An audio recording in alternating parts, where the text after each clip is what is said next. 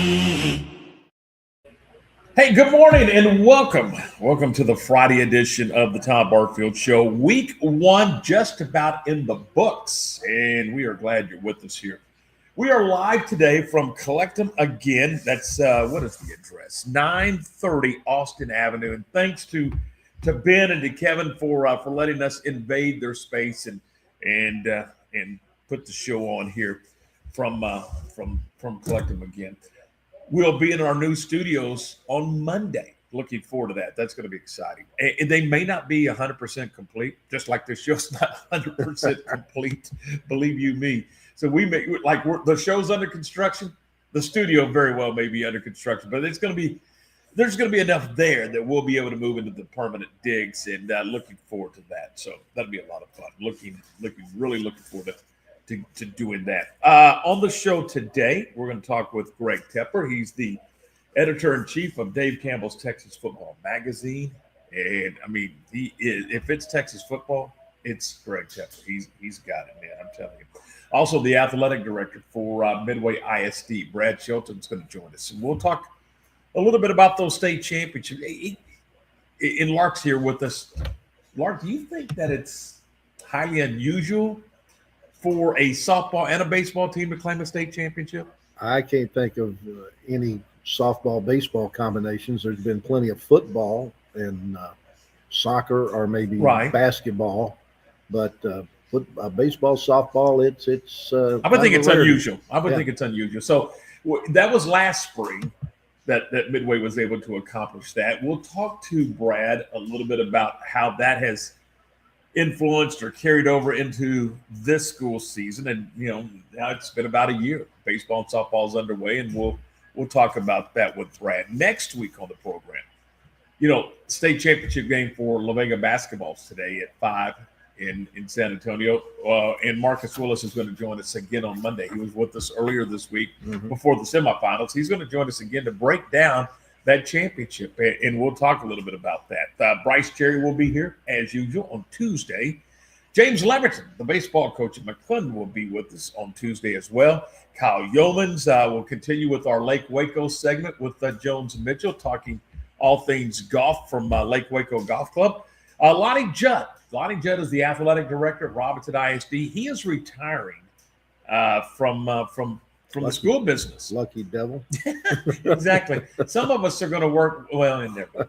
He is retiring, and he's getting out of the school business. And at the end of the school year, we'll talk to Lonnie about his plans. I know Lonnie pretty well, and I would imagine grandchild in the Metroplex may have influenced said decision. So we'll talk to Lonnie about that. Jeff Wilson from DLLS, who covers the Rangers exclusively. In fact, I think he's in spring training right now out in Surprise with the Rangers. He'll join us on Friday as well, plus some other stuff. We got other things working.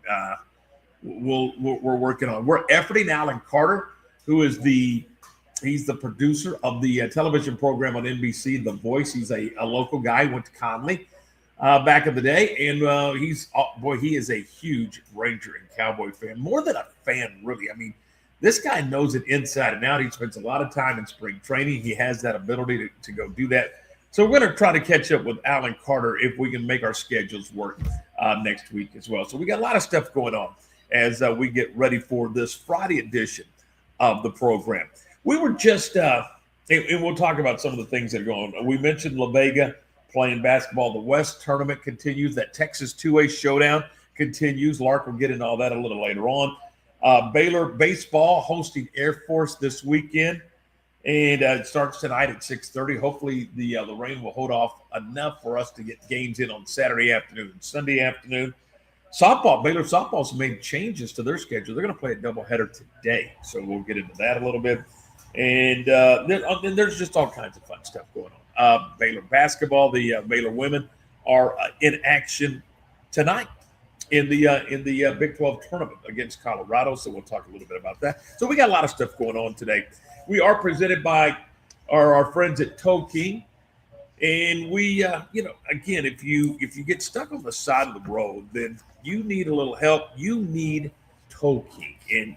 And Gary Hoffman and his crew will be more than happy to come out and help you. They've got 24. And they know that nobody wants to be in that situation, stuck on the side of the road, whether it's 2 p.m. or 2 a.m.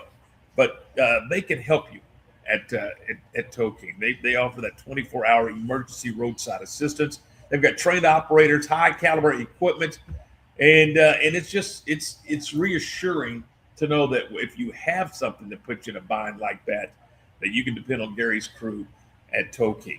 You need to check them out. You can do so on Facebook, or you can give them a call at 254-666-5484, 254-666-5484. Presenting sponsor of the program, Tow King, and thanks to Gary and his team.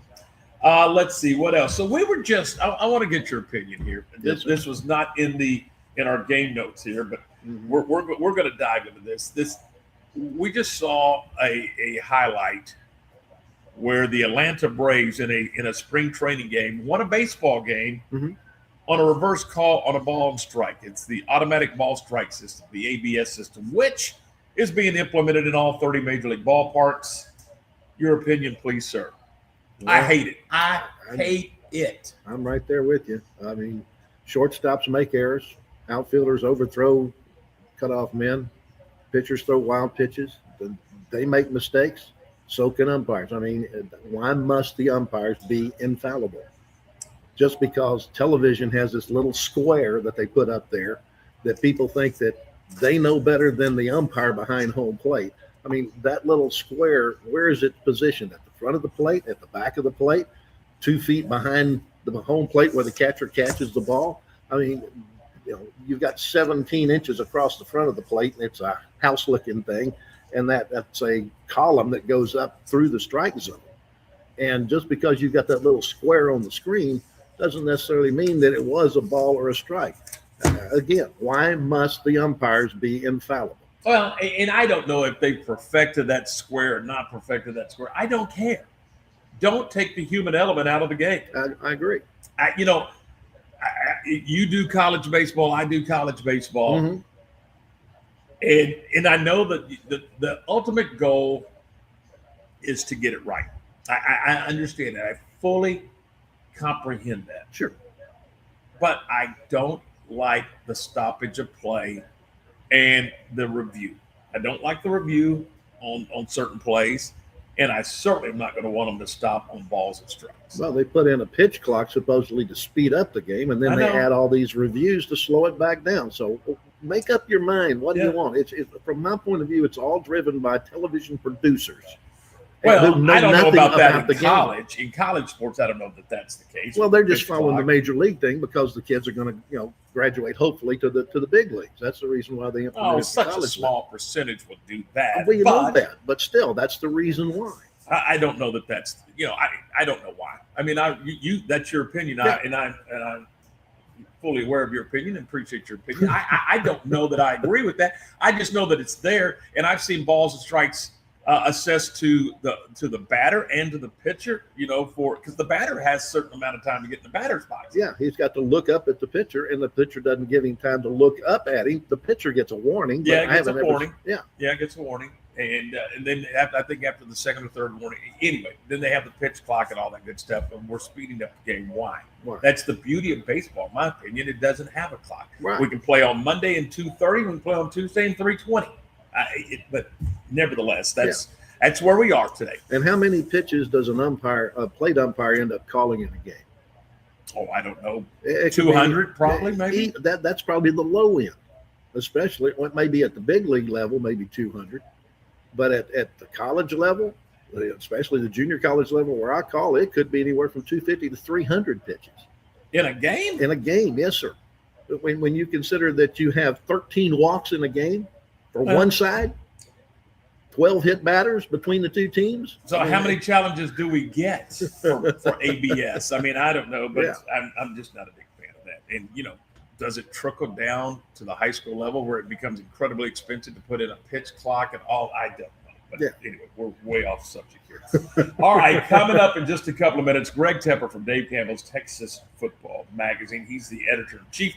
We're going to talk some football with Greg. I mean, Greg's passionate about football like the rest of us. We'll talk that football with Greg next.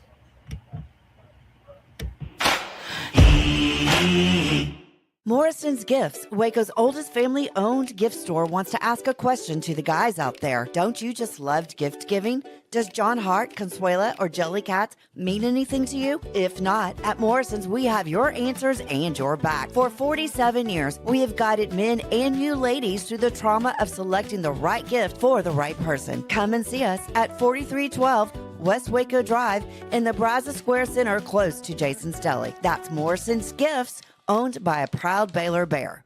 Lake Waco Golf Club is a semi-private facility nestled along the north point of Lake Waco, one of the few facilities in Texas to have a full 18-hole regulation golf course as well as an executive 18-hole par 3 golf course. Plus, check out their bar and grill, which is open to the public. And if you're not a golfer, then enjoy time by the pool or even enjoy fishing around Lake Waco. Become a member today and call to book your tee time. Lake Waco Golf Club, where family and friends fun begins. Check them out at lakewacogc.com for more information.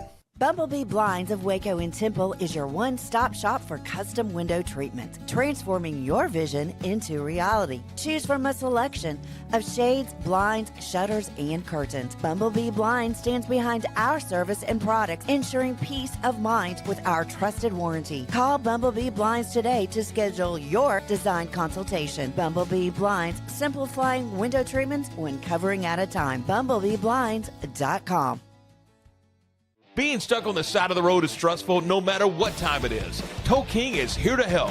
A locally owned and operated family-run business, Tow King offers 24-hour emergency roadside assistance with trained operators and high-caliber equipment for damage-free towing. Tow King of Waco is a company you can count on. Call Tow King the next time you need help. Check them out on Facebook, and remember, slow down or move over.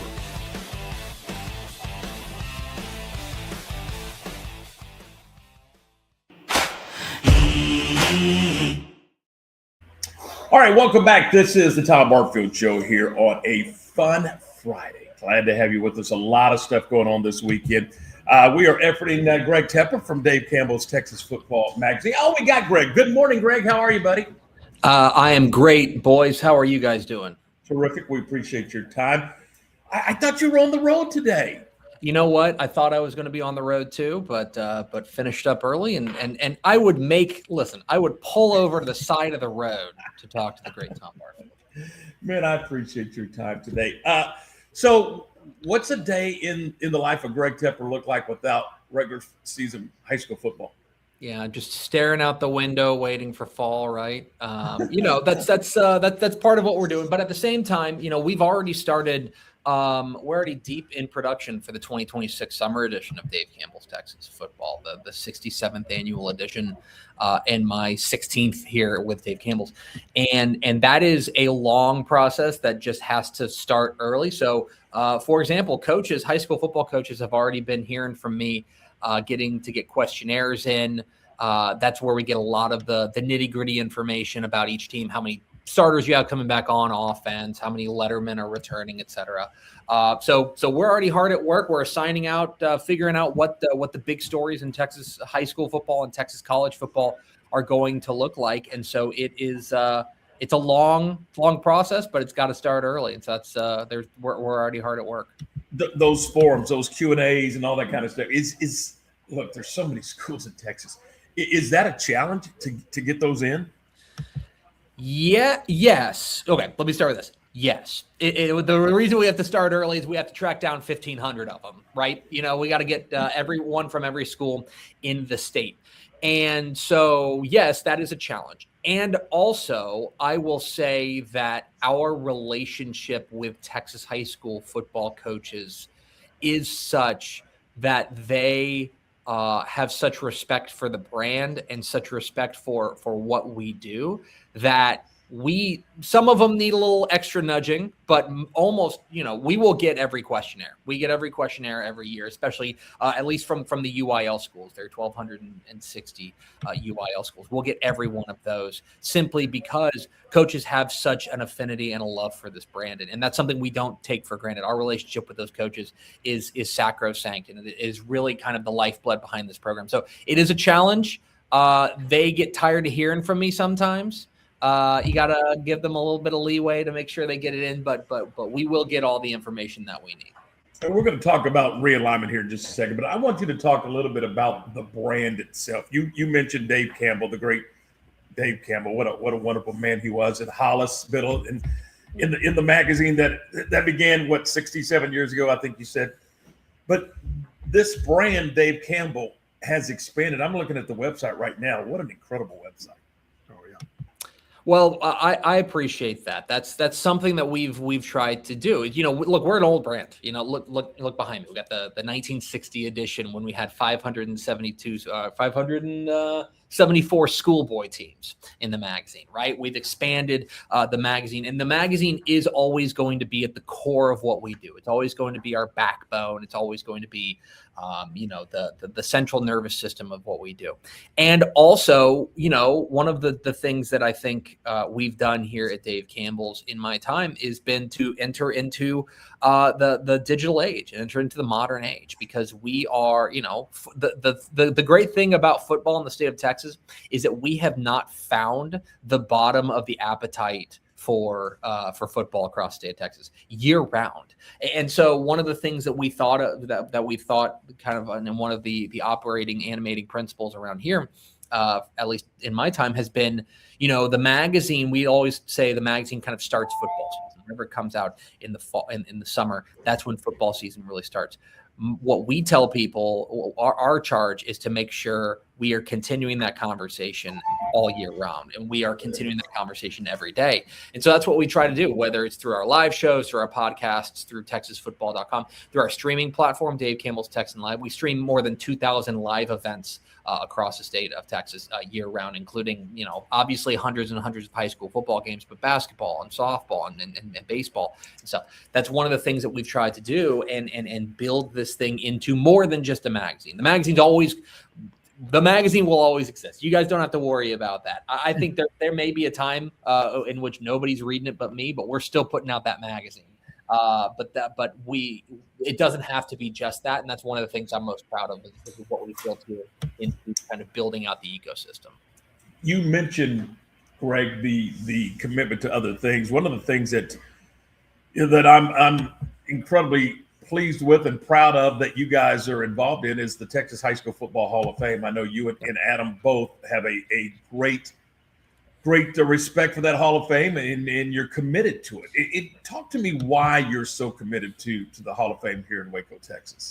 Yeah, I'll just be as simple as I can be, because Dave was. You know what I mean? Like, it can be as simple as that. I can get into my own personal feelings about it, which is that I view our brand as keepers of the flame in Texas high school football. And I think that preserving history is an important part of our purpose. Being historians and being archivists for Texas high school football, I think matters. It's why the print product, I think, is so important, because that is that tangible legacy. That's one thing. So I can get into my own personal reasons. I know that our president, Adam Hochfelder, feels the same way as far as just the importance of preserving history. And also, let's just take a step back. Dave Campbell was so instrumental in the Texas Sports Hall of Fame and the Texas Sports Hall of Fame moving to Waco.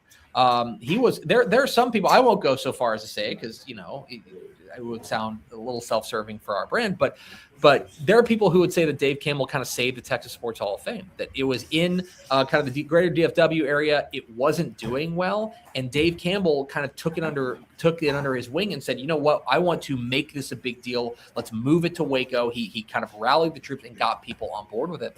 And so that is kind of part of the legacy keeping around here for us, is that the things that were important for Dave Campbell, we want to make sure those are pillars for what we do. And the Texas Sports Hall of Fame and the Texas High School Football Hall of Fame are integral to that, not just as part of our legacy, but also as kind of historians for Texas high school football, and making sure that we are remembering, the legends of this sport. I think it was Grand Prairie, wasn't it? It was kind of tucked in there. Yeah. Okay. Let's dive into the UIL realignment, which is always fun. 6A, we always had the District of Doom. It looks like if the District of Doom may be a 5A district with DeSoto and those guys. So talk to me about 6A and in District 12, District 11, really 6A with the Duncanville. How do you look at that district? Is that going to be one of those premier districts in the state of Texas? I think so. I think it's got a conversation's kind of got to start around there because when you take a look at what 11-6A has, it still has Duncanville, right? A team that went to a state championship a year ago. It still has Waxahachie, right? Which was a team that was an 11-2 team a year ago, really strong coming off of a great year. Even losing teams like the defending state champ DeSoto and even losing teams like Cedar Hill who dropped down to 5A. Well, you're thinking, okay, well, cool, things are going to ease up. Well, all they do is they loop in North Crowley ISD, the team that won the 2024 state championship 6A Division I. And so they loop them in to take over, into that district as well. That was a real shocker to me that the UIL went that way. I know why they did it. There's they've got to put these puzzle pieces together, and there is an argument to be made that this is the way that it best fits together. But certainly what it does is it gives you kind of a top three there, especially in Duncanville, North Crowley, and Waxahachie, that are as good as it gets. Last year, according to the Dave Campbell's Texas Football Computer Rankings, those were 3 of the top 12 teams in 6A last year. All together in one district. And that just doesn't happen very often. You may lose a team like DeSoto because they're down in 5A now. But I think you can make the argument that the district is just as strong simply because you're looping in North Crowley. And by the way, Crowley has had great years as well. I think that you can't necessarily count them out either. So yeah, I think District 11, 6A is kind of going to be the power nexus, at least in the DFW Metroplex in Class 6A. Greg, talk to me a little bit about District 12. I think that's going to be a fun district. Relatively speaking, these are schools that are all fairly close together and have played each other year in and year out. I think this has a chance to really be a fun district. I think you're spot on. And I'll tell you that the word that keeps coming back to me about District 12, 6A is tight. I just don't think there's a lot of daylight between the number 1 team in that district and say the number 5 team in that district. Look, I think you take a look at a team like Harker Heights coming off of a great year last year at 9-3. Midway, I think, had a really resurgent year a year ago. I think they could be in for another leap. Temple, as they get their feet underneath them with Chad President at the helm, that's a team that I've got my eye on. You add in a team like Lake Belton, going through a coaching change, moving up from 5A. I am interested to see what they look like there at Lake Belton. We know that they have a history of having big-time talent. And then I'm also very bullish on a couple of teams like Copperas Cove. Copperas Cove is the team that went 6-5, a playoff team a year ago. I'm a big believer that you've got that playoff experience, that extra week of practice is really big. And then I know it's going to sound crazy because they went 0-10 last year, but I think Bryan is a team to keep an eye on. That's a sleeper I've got my eye on. I think that this district is really tight. There's a couple of teams at the top that obviously have had success more recently than others, but I think that on balance, you take a look at that District 12, 6A. Right now, look, it's March 6th, and this is a non-binding prediction. But I would tell you that I don't know if there's a team that goes undefeated in this district. I think that this feels like from the outset one of those districts in which everyone kind of beats up on each other, and the district champion is kind of the team that survives and loses the right game, if that makes sense, like the game that doesn't cost them a tiebreaker. I think 12-6A, the balance there is going to make for a lot of really fun and tight ball games. I'm gonna take you over to District 13 in 4A D2. We knew we were going to lose China Spring. We knew we were going to lose Lorena. Lorena went down to 3A. You felt like Salado was going to slide in there, but I kind of thought that I kind of thought maybe Hillsboro had a chance to come down, but Brownwood from out west, that kind of caught me off guard. How about you? Can I tell? I just think one of the things that I think is interesting and important to note about y'all's neck of the woods, especially there in kind of central Texas, is the UI can do anything they want with Central Texas. They can send them west, they can send them east, they can send them north, they can send them south. And in this instance, they send them south functionally. Well, they send them south and west. What I mean by that is you take a look at District 13, Waco, La Vega, and Robinson, right? Connolly and Salado. Gatesville, they swing over from District 12 to District 13. And there may be people who are unfamiliar and not nerds like I am that might be like, well, what's the big deal, District 12 versus District 13? Well, that is a different region. That means that you are playing teams from Region 4, teams like Cuero, teams like Wimberley, teams down the coastal bend like Rockport Fulton, instead of playing teams from, like, let's say the greater Houston area, Southeast Texas, West Orange, Stark, Silsbee, Belleville. So that's a huge change. Furthermore, so that's kind of them sending them south. They also sent them west by looping in Brownwood. And Brownwood has got to feel like, what in the world is going on? Because they moved down from 4A Division 1, and they swing over from District 4 to District 13. Let me put that into kind of other perspective. Imagine if tomorrow the NFL came out and said, all right, great news. The Dallas Cowboys not in the NFC East anymore. Instead, they're going to be in the AFC West. That's functionally what happened. Is they swung them over to not just an entire new group of teams, but an entire different category of competition. And that, to me, is a huge change.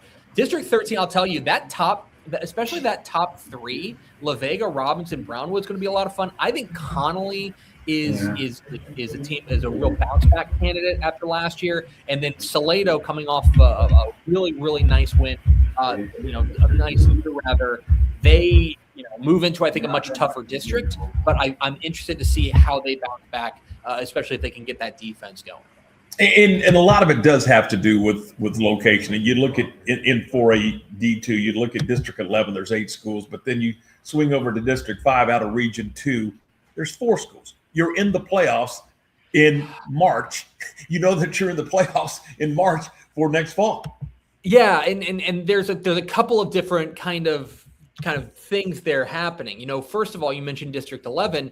Yes, that is a big district. I think people might look at that and say, oh my gosh, eight teams in a district. Well, the UIL has a rule that if you are in the same school district, you have to be in the same district, in the same classification. And so that's a Houston ISD district, Houston Yates, Houston North Forest, et cetera. There just happens to be 8 of them. So they all get piled into the same clown car, right? The other one that you mentioned, District 5, that's a unique story because when UIL realignment came out, we're flipping through the alignments and we see this school, Uplift Hampton Prep. And look, I cover high school football for a living. I'm really into it. I had never heard of this team. I'd never heard of this school. And so we kind of started digging around. Well, it turns out it's a charter school kind of in kind of the greater DFW area. They announced after the fact that they are not going to be playing UIL football. They are withdrawing from the UIL. So that was a 5-team district with Glen Rose, Hillsborough, et cetera.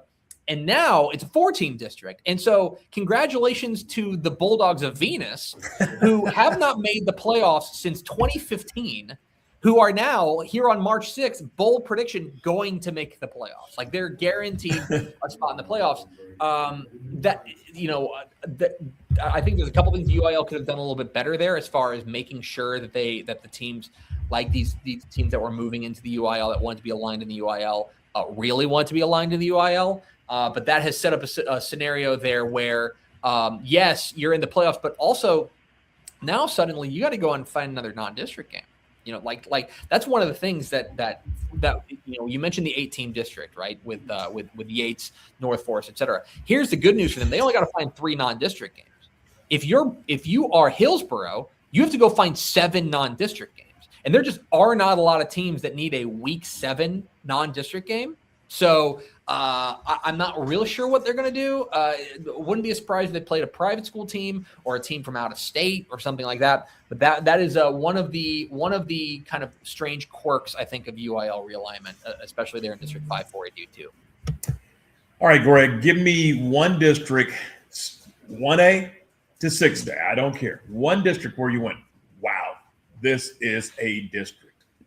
Yeah, there's a couple of them. One of them I think is going to be kind of obvious to play the hits here. If you go, we talked a little bit about one of the districts of doom in District 6A, or in 6A rather, in 11-6A. I would take a look at District 17-6A, where you've got Summer Creek, North Shore, CE King. North Shore won the state championship a year ago. CE King was the state runner-up a year ago. Summer Creek was in a title game a couple of years ago. You add in Atascocita, who had a disappointing year last year, but that is a district that, because it's not really new, it's just like I think that might fly under the radar.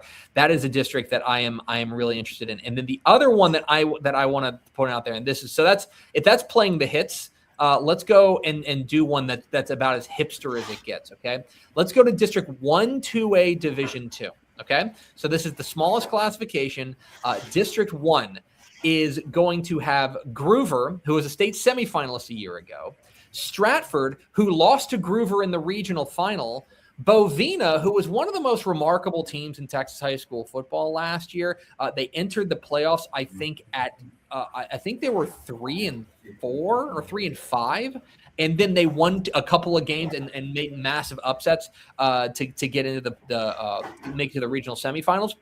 So that would be tough enough. You've got 3 teams that played at least 3 rounds deep. You are adding in a state semifinalist from 2A Division 1 in Stinnett, West Texas, which drops down to 2A Division 2. So you have 2 state semifinalists in the same district.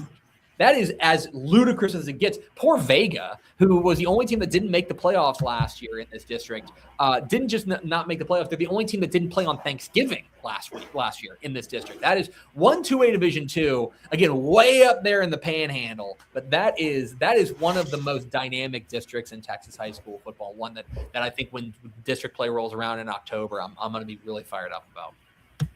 Greg, we got to do more. We're up against the clock. I got 9 million more questions, so you got to come back. Talk to me a little bit about the website and in the subscription and why do I want to subscribe, and for those nerds like us that just absolutely eat, breathe, and sleep Texas high school football. Look, we are year-round covering Texas high school football and Texas college football on TexasFootball.com. If you become a Dave Campbell's Texas Football subscriber, you get all sorts of great stuff on the website. You get 2,000 live streaming events on Texan Live. But let me just speak to give the people what they want. You get the 2026 summer edition of Dave Campbell's Texas Football mailed to you before it hits newsstands. You get it early. Like, we make sure we take care of our subscribers before it goes out into the wild. And so if you want to get it first, if you want to be the one to have it, that's going to be able to mark it up before your neighbor, TexasFootball.com/subscribe is where you want to be. Buddy, thanks. Always a pleasure. Absolutely, guys. Appreciate you having me on. We'll see you soon. That's Greg Tepper, editor-in-chief of Dave Campbell's Texas Football Magazine here on the Tom Barfield Show. We're brought to you in part by Morrison's Gifts, Waco's oldest family-owned gift store, and they are located at 4312 West Waco Drive in the Brazos Square Center, and it's just right down the strips, right down the center from Jason's Deli. So we all know where Jason's Deli is. You go right down there. And guys, let me tell you, whether it's a holiday, whether it's an anniversary or a birthday or whatever, or whatever you need, Morrison's Gift's going to take great care of you. Sally and her team, you just go in and go, I need help. This is what I'm looking for. Or I've gone in there before and said, Sally, I have no clue what I'm looking for. I just need a gift that makes sense. And here's my budget, blah, blah, all those good things. And Sally and her team will take great care of you. And it's a cool place. I mean, I got 9 million different things to pick from. So you're going to like going in there, guys. And you really don't have to shop. You just go in there to buy, because Sally's going to take care of you on that. You just go in there and tell her what you need. She's going to find it for you. You're going to go to the cash register. You're done. You're out. You can even get it wrapped and all that kind of stuff. So it is it's a one-stop shop, and your wife's going to love it. Your girlfriend's going to love it. Your daughter's going to love it. I promise you they will. 4312 West Waco Drive. It's Morrison's Gifts, and we're back with more in just a moment. Since 1996, Double R Old Fashioned Hamburgers at 18th and Herring has been serving Waco's best burger. There's nothing better than a delicious burger cooked just the way you like it, with garden fresh toppings on a buttered bun. Add tots, fries, curly fries, or onion rings for a perfect meal. So what are you waiting on? How about Double R Old Fashioned Hamburgers today? Double R Old Fashioned Hamburgers is open Monday through Friday from 10 a.m. until 4:30 p.m. and Saturdays from 10 a.m. until 2 p.m. Double R Old Fashioned Hamburgers. And don't forget to ask about Double R's catering. Being stuck on the side of the road is stressful no matter what time it is. Tow King is here to help. A locally owned and operated family-run business, Tow King offers 24-hour emergency roadside assistance with trained operators and high-caliber equipment for damage-free towing. Tow King of Waco is a company you can count on. Call Tow King the next time you need help.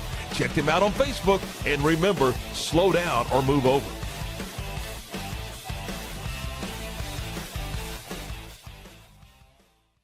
Family owned and operated, Jasper's Barbecue is serving up Texas-style barbecue meats and sandwiches and all the fixins. Enjoy mouth-watering brisket, ribs, pulled pork, and don't forget the potato salad and barbecue beans. Located in Waco on Elm Street, right off of I-35, open Tuesday through Saturday 10 until 2 or until the food runs out. Stop by today and enjoy the best barbecue around. Voted one of the best barbecue joints by Texas Monthly. That's Jasper's Barbecue in Waco. You won't leave hungry.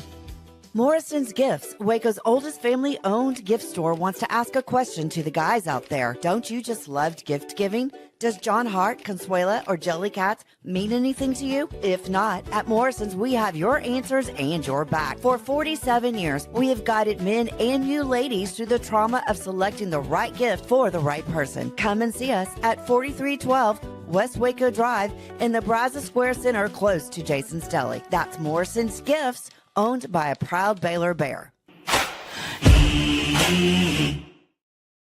Welcome back. This is the Tom Barfield Show, and we are on location again today. We are at Collectum again, 930 Austin Avenue. Thanks to the team here for allowing us to kind of invade their space and host the show here. We'll be in our new digs apparently on Monday, so excited about that. Hey, don't forget this tomorrow. They're going to have a sidewalk sale.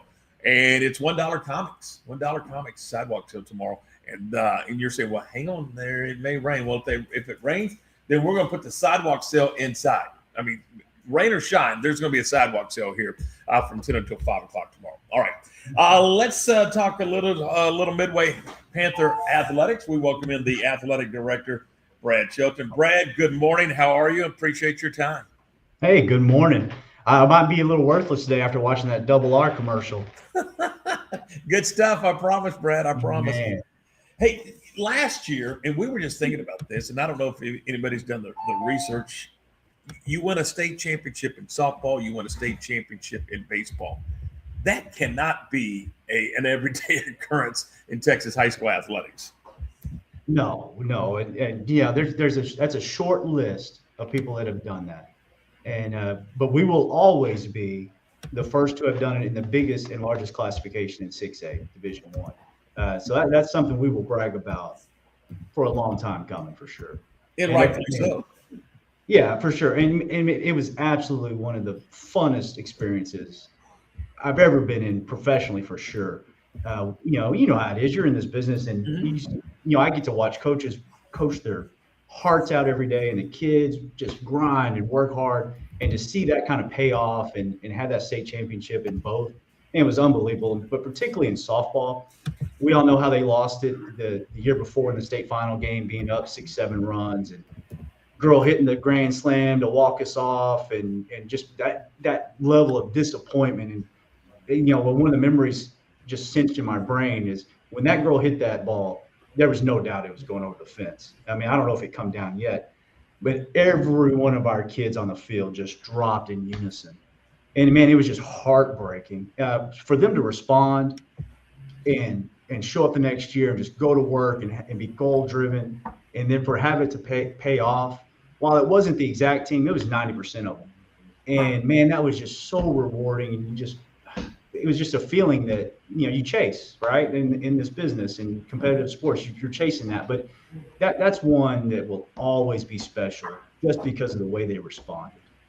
I'm curious, Brad, as the playoffs went along, did you see the softball parents kind of diving into the baseball program, and the baseball parents kind of diving into the softball program, and everybody just kind of coming together? Did it kind of unify what was going on between those two programs? Yeah, 100%. One of the things at this level, it's hard because softball is softball and baseball is baseball, and they're playing the same nights and they're gone the same weekends for tournaments, or they may be playing opposing sides during the playoffs. So it's not often that there's a lot of overlap. or the baseball team gets to come and support the softball team or vice versa. But, once we kind of got into it in the playoffs, we were able to schedule some things where we were actually at the same complex playing Conroe.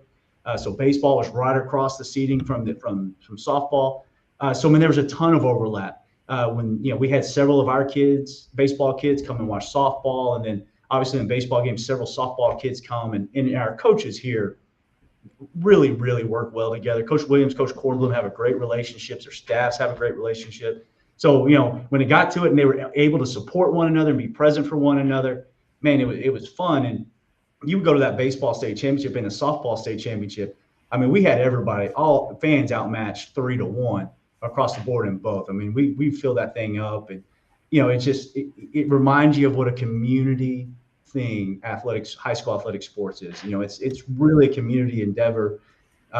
Whether it was coaches from 10 years ago, Tom Gladney comes to the games, Coach Rogers came to the games, seeing kids that graduated 10 years ago come and watch, who you haven't seen in years, just showing up because, hey, it's a state championship game. That's what you do, right? Man, it was truly a blast, and some memories I will never, ever forget. So that was last spring. Have you seen some carryover into your athletic program and into the classroom from a year ago? Because we all know that winning really makes for a good situation.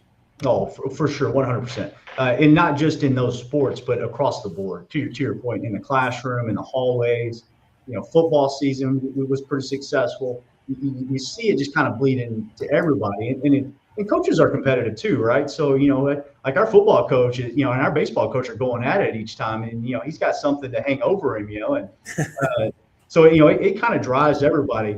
But, it's the old saying, rising tides lift all boats. Well, it's the same when winning. Everybody kind of feels better. Our chest comes out a little bit more, our head raises a little higher, and it absolutely carries over. Not just in the building, but it also carries over in the sports, right? Like, so softball this year, they still have the chip on their shoulder. They're trying to defend that thing, and same for baseball. Now that the standard's been pushed a little higher. So for sure it carries over. So if I'm correct, you have somewhere in the neighborhood of about 18 sports that you offer at Midway for the student body. How is that, juggling those and managing those from your chair? Well, it's a 3-ring circus. That's the best way to sum it up. One thing I hope that our coaches would say about our athletic department, Denise Sampson, she's as good as gold, and she's the boss of this place. I just do whatever she tells me. She keeps me out of trouble and makes sure the wheels are spinning. But there's always, at any moment, a ton of plates spinning. Whether it's scheduling, whether it's transportation, maintenance requests, trying to fund this, trying to figure out how to pay for that. You've got 18 at the high school, but we've got a ton of middle school too. And with the 2 middle schools, we've got about 90 coaches overall. And every one of them has needs, right? Every team needs something, and we want all of them to be successful. So it really is juggling. The year's cyclical, that helps. You kind of, right now we're in the midst of spring, which is crazy. You got everything going: baseball, softball, track, powerlifting, soccer's going into the playoffs. You coming out of basketball, but it's also summer maintenance and staffing and scheduling for next year. And then you throw in it's in a realignment year, and it's cyclical, but it's never slow. It's just you just got to get something done before the page turns, and it's on to the next time of the year. So it's always just juggling and spinning plates, but man, I wouldn't trade it for the world. You brought it up, so let's talk about it. Realignment. Most coaches and ADs kind of hold their breath on that Monday morning. I gotta kind of believe that you're pretty pleased with how this thing turned out for the next couple of years. Yeah, I wouldn't say if I could, if we could all sit around and drawn it up how it helps Midway the most, this is exactly what we would have done. But it's pretty good for us. We feel like we're a Central Texas team. We feel like our makeup, our level of competition, we fit in Central Texas with the Beltons, the Temples, the Coves, the Cleans, the North Dallas or North Austin areas.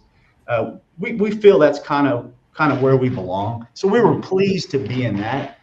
Not that it's going to be an easy league by any means. I think one of the things that has happened, particularly in football in District 11, is and the coaching has gotten really, really good.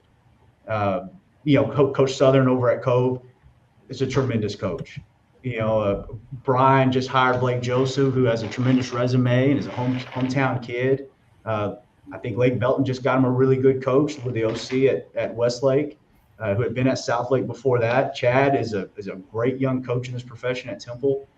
Joe Gillespie, I think we have a really good one here, and Mark Humble at Heights. I mean, it's going to be a dogfight this year. We're pleased to be where we are because it helps with travel, and it helps, when you're talking about traveling for softball and basketball, all those Tuesday night events and sub-varsity games, that helps with travel. We think it's a pretty competitive district for us, one that we fit in. So those things go well. We're not fired up about District 11 being the number next to us. I think they made that district better overall. You talk about they lost to Soto, which is obviously a powerhouse, but they had North Crowley, who's very good. They got 4 football teams that played 12 to 14 games last year. There's only 16 of them. So, you got 2 that played 14, and 1 that played 13. I think another one, maybe Lake Ridge, played 12. But not just that, basketball, they're very competitive. Track, they've historically been very competitive. But, throwing Mansfield, throwing Lake Ridge, some of those schools in there. Well, now golf has gotten tougher in District 11. Tennis has gotten tougher in District 11. Cross country's gotten tougher in District 11.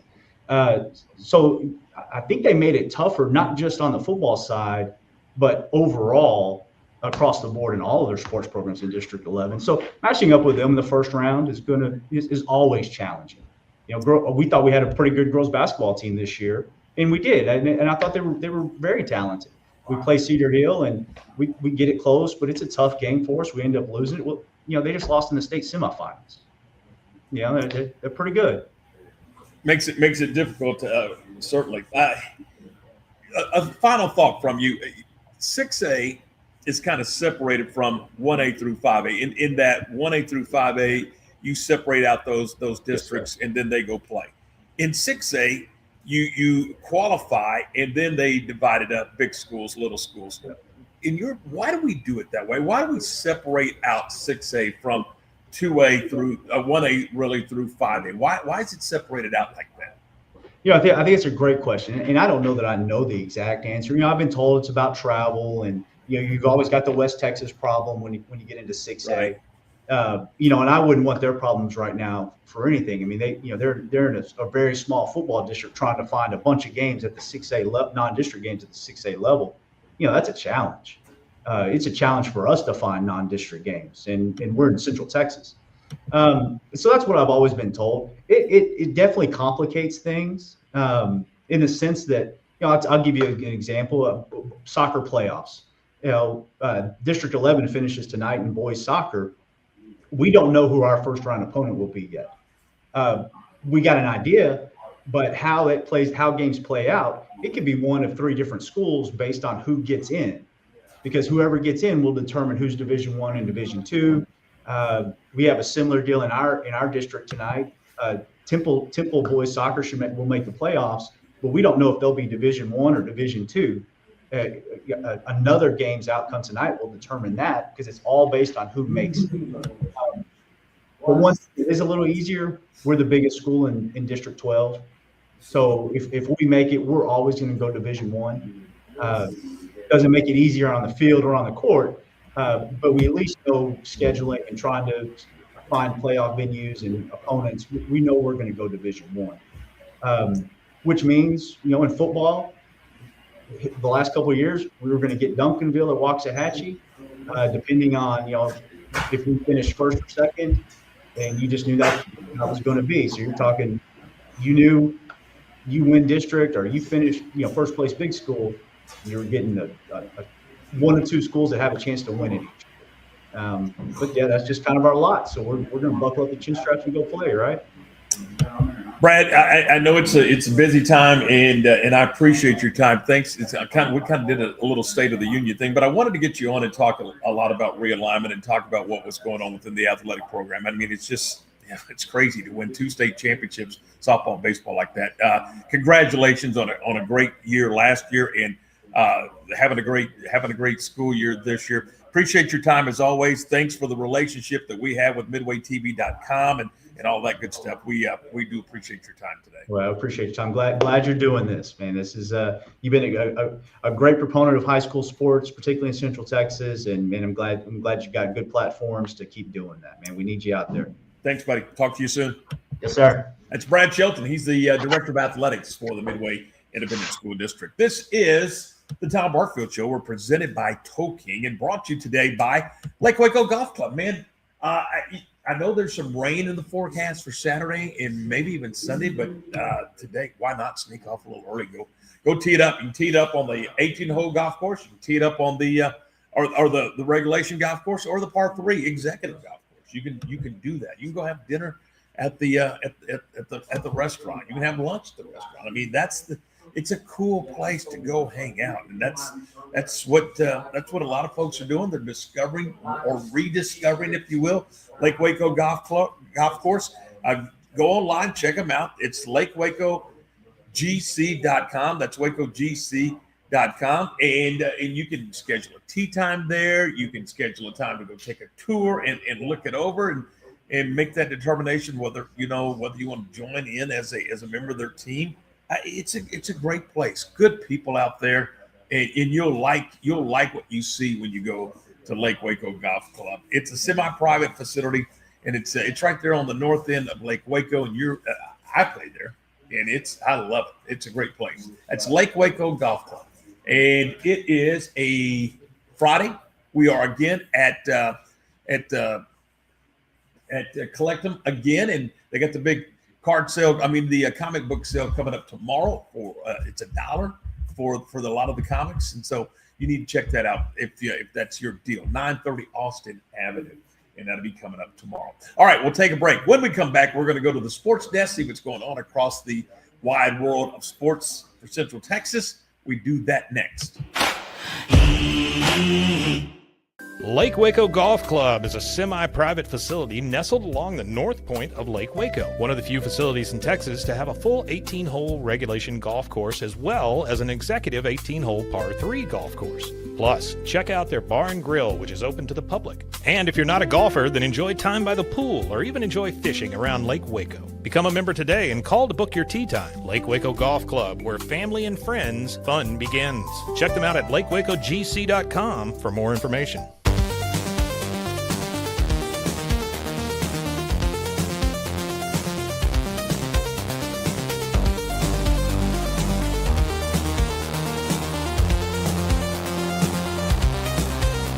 It's not just a glove, it's a 44 Pro. Crafted with dedication, made for performance, and built to last. Get your custom glove today at 44pro.com and experience the 44 Pro difference. That's 44pro.com, 44 Pro. Being stuck on the side of the road is stressful no matter what time it is. King is here to help. A locally owned and operated family-run business, King offers 24-hour emergency roadside assistance with trained operators and high-caliber equipment for damage-free towing. King of Waco is a company you can count on. Call King the next time you need help. Check them out on Facebook, and remember, slow down or move over.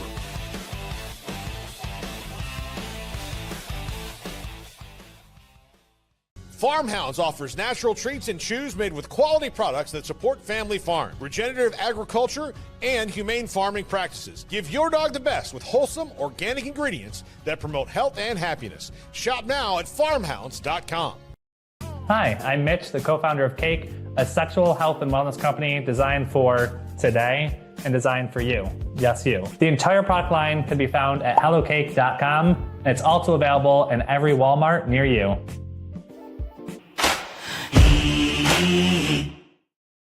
All right, welcome back. We are brought to you in part by Waco Body Men, 116 Mary Avenue, Suite 1, and also by Jasper's Barbecue at 105 Clifton and Elm Street. All right, a lot of stuff going on. High school baseball, softball, just a ton of things. Let's go to the sports desk. Lark has got the latest news for us. All right, Tom, thank you very much. First off, we do have basketball tonight for the La Vega Pirates, 5 o'clock at the state tournament, taking on Decatur. La Vega going for their 4th state title, and Decatur going for back-to-back state titles. This is a rematch of last year's 4A Division I championship game. Yesterday at the state tournament down in the Alamo Dome, in Division I of 1A, Broadus defeated Clyde Eula 52-42. In the 1A Division II game, Nazareth won their 27th state title. They defeated Saltillo 43-28. In the 2A Division I, it was Panhandle defeating Mason 38-25. And in 2A Division II, Martins Mill was denied their 9th state title by Lipan, who won their 4th state title. Final was 42-35. Moving on to college basketball, the Big 12 women's tournament continues on. Yesterday, Texas Tech was upset by Kansas State 58-51. BYU defeated Utah 70-52. It was Arizona over Iowa State 76-68. And Colorado defeated Kansas 55-48. That sets up games today in that women's Big 12 tournament. 8 o'clock tonight, the Baylor women take on Colorado in the semifinal rounds. No, that's the quarterfinal rounds is what that is. Then you also have Kansas State taking on Oklahoma State, BYU going up against TCU, and Arizona State taking on West Virginia. SEC women's basketball tournament yesterday, Oklahoma defeated Florida 82-64. So that sets up a game today with LSU, the number 4 seed. Texas, the number 3 seed, will be taking on Alabama. Alabama defeated number 6 seed Tennessee yesterday. So the number 3 seed Texas gets the number 11 seed Alabama. Big 12 men's basketball, there was a game yesterday between West Virginia and UCF. I forgot to write down the score. But there is Saturday games for the Big 12 basketball, including Baylor at home against Utah. TCU is at home against Cincinnati. Texas Tech on the road at Brigham Young. SEC men's basketball, the A&M Basketball Club is at LSU tomorrow, while Texas will be hosting Oklahoma. Texas OU on basketball. That doesn't quite have the not the same ring. Nope, not at all. Football. JUCO basketball tomorrow. McLennan finishing off their regular season, hosting Southwestern Christian. The women's game at 2, the men's game at 4. The Temple women are finishing off their season at Cisco, and Hill College will be at Ranger to finish off their regular season schedule. College softball, the Baylor Bears are taking on Iowa State. This opens conference play for Baylor and Iowa State. They're going to play a doubleheader today at Getterman Stadium. Also in Big 12 softball this weekend, you got Texas Tech at Houston. And then in the SEC, you got A&M taking on Tarleton State this weekend. They're also going to play Texas State. That's in a tournament, and I'm not sure exactly where they're playing that. Texas is taking on South Carolina in college softball. College baseball, there's baseball at Magnolia Field at Baylor Ballpark this evening as the Baylor Bears host Air Force. What time's first pitch, sir? 6:30. 6:30 first pitch, okay. Actually, 6:35. Somewhere in that neighborhood, yeah. Then you've got TCU taking on Tulane. Texas Tech's at home against Penn State. Over in the SEC, Arkansas is at home against Stetson. A&M hosting Oakland. Oklahoma against Santa Clara. The Texas Longhorns are playing somebody called South Carolina Upstate. I've never heard of them. More about JUCO softball this weekend. The Temple girls are at Galveston. JUCO baseball. The McLennan Grayson series will continue in Denison on Sunday. They were first scheduled for Saturday, but the possibility of rain on Saturday, they've decided to move that on Sunday. I've looked at the weather forecast. Sunday looks pretty good for baseball, so that's when they will complete that 4-game series. They split the series here in Waco with Grayson winning the first game, McLennan coming back in the nightcap. Also in JUCO baseball this weekend, Hill is at Ranger and Temple will host Vernon. Then we got some high school softball scores from yesterday. Copper's Code shut out Bryan 15-0. Harker Heights over Killeen 21-1. Bosqueville defeated Conley 10-2. It was Waco High shutting out La Vega 3-0. Mart over Clifton 6-1. Troy beat Wooden by the same 6-1 score. China Spring had a slugfest with Lake Belton, China Spring winning 16-15. And Robinson lost to Hendrickson 15-8. There's plenty of softball and baseball going around the Central Texas area this weekend. One and final note, day one qualifying of the Central Texas stop of the Professional Bass Tour saw Chris Lane of Alabama take the early lead, catching 23 scoreable bass that weighed a total of 56 pounds and 12 ounces. That's 5 pounds, 5 ounces better than second place Jeff Sprague. Waco anglers Alton Jones Jr. caught 11, totaling 31 pounds, 33 ounces, and his dad Alton Jones caught 9 for a total of 17 pounds and 4 ounces. That qualifying round continues today at Lake Whitney, with the knockout round and championship rounds to be held at Lake Waco Saturday and Sunday. And that's what's going on in the sports news. All right, thanks so much. And you mentioned Lipan in her state championship. That's Amber Branson, and I believe that is her 4th state title. She's also the athletic director at Lipan, and she's won well over 400 games. And, man, you're talking about a dynasty at Lipan. She's got one. All right, we're brought to you in part by Double R Old Fashioned Hamburgers, 18th and Harriet. I was there yesterday. Oh, man, what a good burger. Good burger, had fries, drink. Oh, good stuff. You can do it, too. They're open Monday through Friday from 10 until 4:30, Saturday 10 until 2. That's Double R Old Fashioned. Take a break. Come back with the final word in the story. Being stuck on the side of the road is stressful no matter what time it is. Tow King is here to help. A locally owned and operated family-run business, Tow King offers 24-hour emergency roadside assistance with trained operators and high-caliber equipment for damage-free towing. Tow King of Waco is a company you can count on. Call Tow King the next time you need help. Check them out on Facebook, and remember, slow down or move over.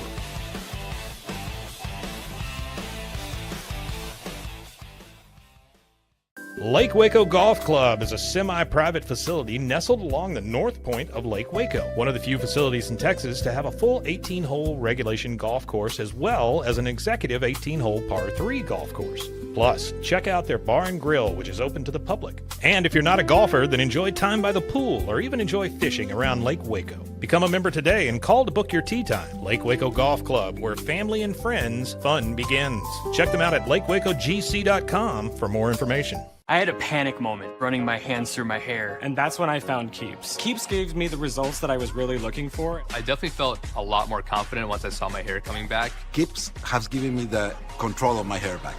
Get your first month free at Keeps.com.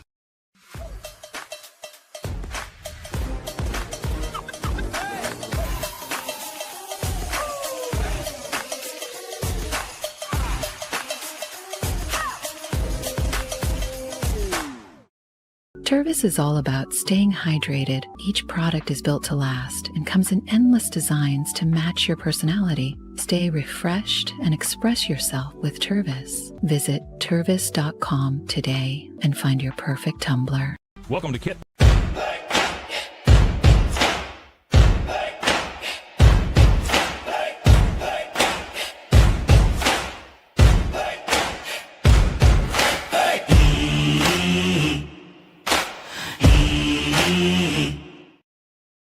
All right, we are back, and thanks again to the folks here at Collective again at 9:20 or 9:30 Austin Avenue, and again they're going to have their big sidewalk sale coming up tomorrow from 10 until 5 o'clock. $1 comics, and you can check that out right here at Collective again. We will be in our new studios. They may still be under construction on Monday, but that's the plan.